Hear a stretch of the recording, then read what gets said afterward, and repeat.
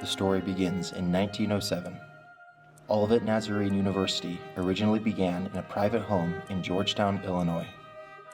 A year later, the founders acquired several acres of land in the nearby village of Olivet, and by 1909, it was considered a liberal arts college. By 1912, the founders offered their work to the Church of the Nazarene. The school grew slowly over the next decade, and by 1915, was given the new name, Olivet University. Unfortunately, like many small church colleges in the 1920s, Olivet's financial base eroded and it had to declare bankruptcy in 1926. At the public auction, Dr. T.W. Willingham bought the school back and outlined a new plan. He was elected president that night. Disaster struck in November of 1938 when a fire destroyed the main campus building. Rather than rebuilding on the rural site, Olivet Nazarene purchased their present campus in Bourbonnais, Illinois.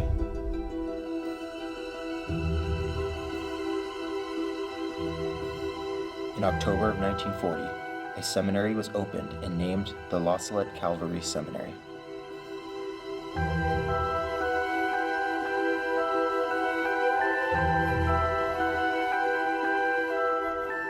In 1942, the newly founded Salette Seminary was dedicated by Bishop Schlarman. Shortly after, a novitiate was founded, and the first novitiate class was received in 1943. The ministry of the Salette Fathers and Brothers began to flourish.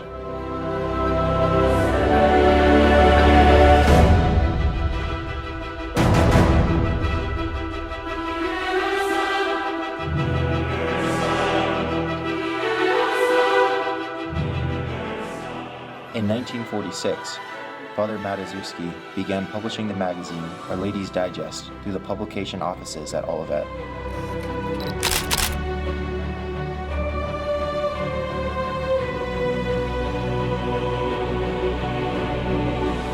In 1952, work began on a new seminary chapel. The chapel resembles the basilica which stands at La Salette in France, at the site of the apparition of Our Lady of La Salette.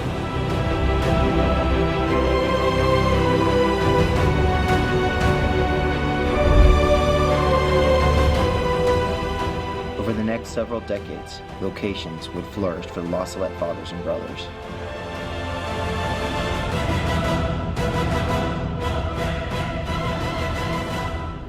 However, from 1962 to 1965, an event would send tremors through the Salette missionaries' work and throughout the entire church: the Second Vatican Council.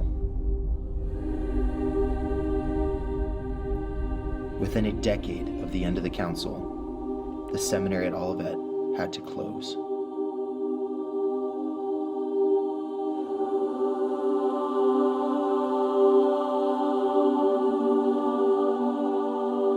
In order to utilize the limited manpower due to the lack of vocations, in 1987, the La Salette administration mandated to focus efforts in Twin Lakes, Wisconsin, and as a result, they relinquished the property of Olivet, Illinois.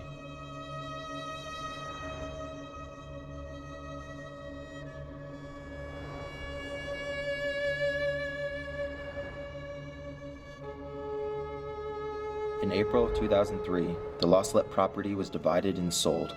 Tim Hart bought 8 additional lots, and Adam Hart purchased the buildings located on the main campus of La Salette. The Academy's story now briefly turns away from the campus and looks to its early roots at St. Joseph in Armada, Michigan. A search by Father McMahon and Father Fullerton commenced to find a new home to continue the formation of young men. This campus was discovered and seen as the ideal place for this essential work. In the fall of 2003, the Society of St. Pius X purchased the property and began the many preparations and renovations to prepare it for the first school year.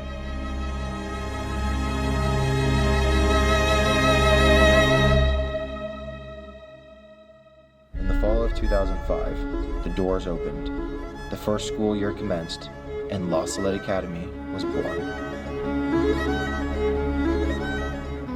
It was Father McMahon's lifelong dream to form the youth today to become the strong Catholic men of tomorrow.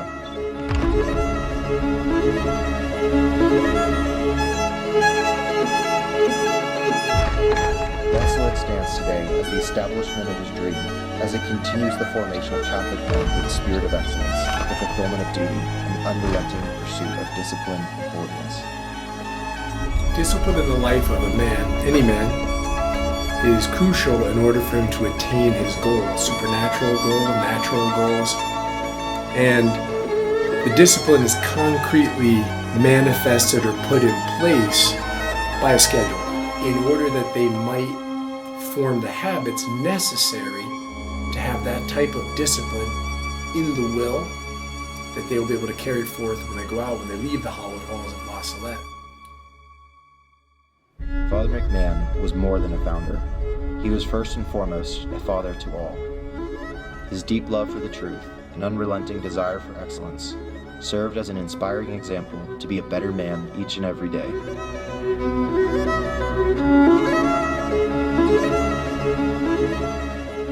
After 13 years of work and sacrifices, Father McMahon handed on the torch of this noble work to our current headmaster, Father Timothy Sick.